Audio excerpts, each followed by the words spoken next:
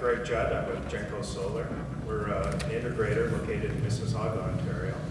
And we've been doing solar for about 6 years. We started with solar thermal, and when the Green Energy Act came out, we adopted the PV, and we've also recently just done the first tri-state absorption chiller for solar cooling project here in Ontario. So we cover the full gambit of solar.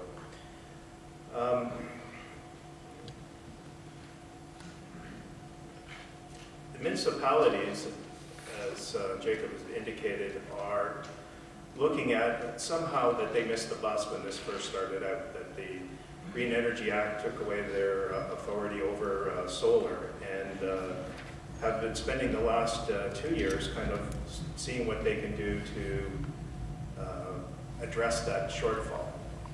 We have built in 2011 over 250 sites, about 3.5 megawatts worth of projects from Windsor through to Ottawa, and I think we've covered most of the municipalities that are out there. So we've got to experience how they're looking at it.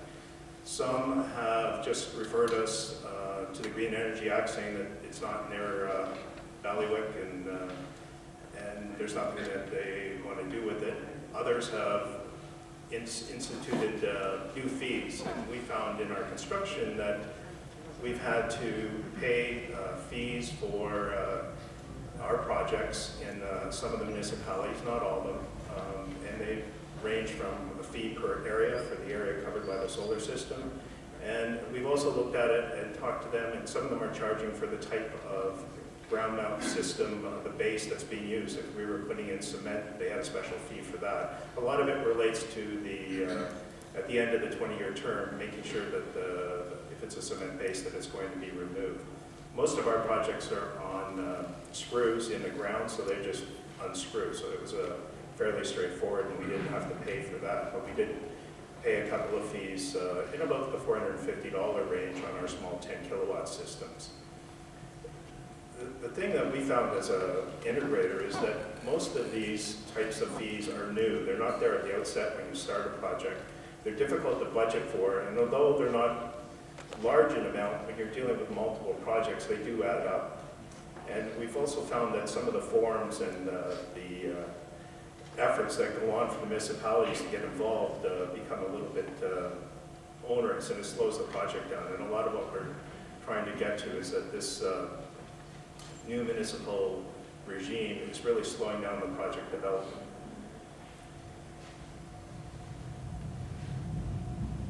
I'm going to skip ahead on a couple of slides here. We've also found that the municipalities have a bit of a conflicting objective. And where the conflict resides is with the Ministry of Natural Resources and with the OPA. In looking at some of our projects, with respect to ground mount versus roof mount, you've got a ground mount project that anything over a 10 kilowatt requires an REA to be conducted. If you put it on a rooftop, there's no requirement for an REA. So is that a bit of an anti-avoidance methodology where you are putting in a rooftop type of structure to avoid the REA?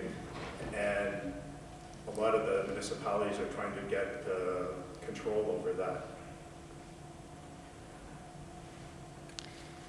We've looked at quite a few projects like that where we're trying to decide whether they make sense.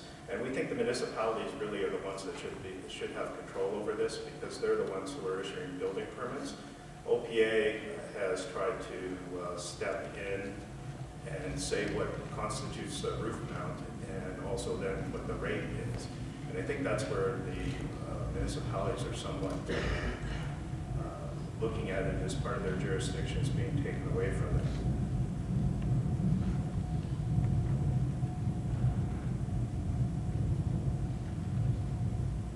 And there's been quite a bit in the newspapers recently on projects that are trying to be developed in closer to residential areas where for whatever reason somebody wants to put in a solar system and the neighbors may object.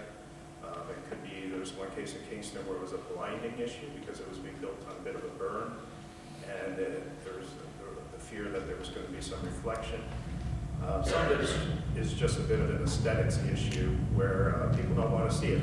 It's a bit of a follow to the wind type of projects where people are saying it's not a structure that they want to look at and want to have some ability to control what's put into their neighborhood. But again, municipalities are somewhat limited in what they can do. There's also private members' bills that are trying to address this that are about to be introduced as well. The main thing is developers, we see this as a bit of a Christmas future where there's going to be more regulation. It's slowing down the process somewhat so that we are taking longer to complete our projects. And we'd like to have some sort of uniformity. We think in some cases we might be able to challenge some of the fees that are being introduced. But it's one of these things where in the essence of just trying to get the project done, you end up paying them and moving on. So I guess at the end of the day, we'd like to say as developers, we're working with all these municipalities trying to give them as much information as possible and trying to shorten up